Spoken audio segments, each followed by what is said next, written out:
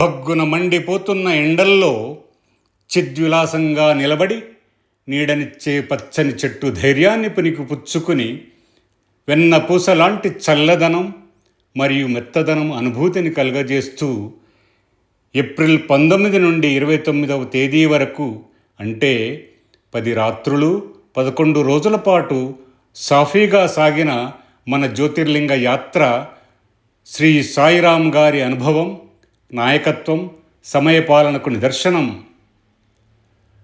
ఆయన ఆలోచనలకు ఆచరణ రూపంలో సహకరిస్తూ ఈ యాత్రలో తెర ముందు మరియు తెర వెనక శ్రీమతి ప్రసన్న గారు పోషించిన పాత్రను వీక్షించిన బృంద సభ్యులందరినీ ఆనందమయ అనుభూతికి లోను చేసింది.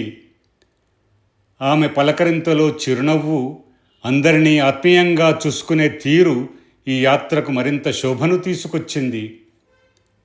శ్రవణ్, వంశీ, అరవింద్, తిరుపతి, శివ, అచ్యుత్ వంటి యువ బృందం యాత్రికులందరికీ ఎలాంటి ఇబ్బందులు లేకుండా అంకిత భావంతో సేవలందించడం యాత్రను సజావుగా నడిపించింది. రవి, నగేష్, దేవదాస్ బృందం అందించిన రుచికరమైన భోజనం మన ఇంటిని మర్చిపోయేలా చేసింది. ఎలాంటి తత్సారం లేకుండా కిచెన్ వాహనం రథసారథి అయిన సుధాకర్ రెడ్డి సమయాన్ని బట్టి వెంట అవసరమైన సరుకులు అందించి చేసిన సహకారం కూడా వెలకట్టలేనిది. మరి సాయిరామ్ గారి సహాయక బృందం నిత్యం అందించిన కాఫీ, అది నిజంగా మరచిపోలేని రుచి నిండిన ప్రత్యేకమైన బ్రాండ్. పర్లి వైద్యనాథ్ నుండి ప్రారంభమై కృష్ణేశ్వర్, షిరిడి, త్రయంబకేశ్వర్, ద్వారకా, సోమనాథ్, నాగేశ్వర్, ఓంకారేశ్వర్, ఉజ్జయిని, మహాకాళేశ్వర వరకు కొనసాగి పూర్తయిన ఈ యాత్ర అందరిలో ఒక దివ్యమైన మధురానుభూతిని మిగిల్చింది. ప్రయాణంలో ఏర్పడిన స్నేహాలు, పంచుకున్న అనుభవాలు ప్రతి హృదయంలో చిరస్థాయిగా నిలిచిపోతాయి.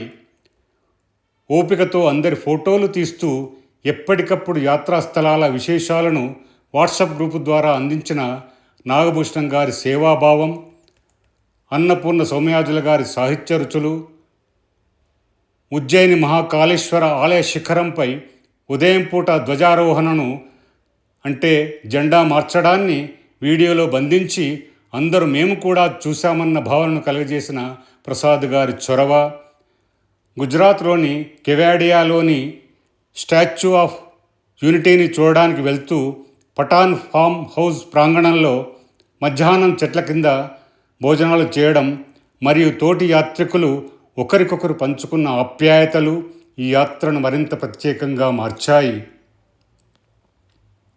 సాయికృష్ణ టూర్స్ ట్యాగ్ లైన్ అయిన టూర్ విత్ కేర్ అన్నది 100కి 100 నిజం. మహాదేవుని కృపతో విజయవంతంగా ముగిసిన మన జ్యోతిర్లింగాల ఈ యాత్ర జీవితాంతం మర్చిపోలేని తీయని జ్ఞాపకం. భవిష్యత్తులో మరిన్ని యాత్రల్లో మళ్ళీ కలుసుకునే అవకాశం భగవంతుడు కల్పించాలని మనమందరము కోరుకుందాం. ఓం నమః శివాయ.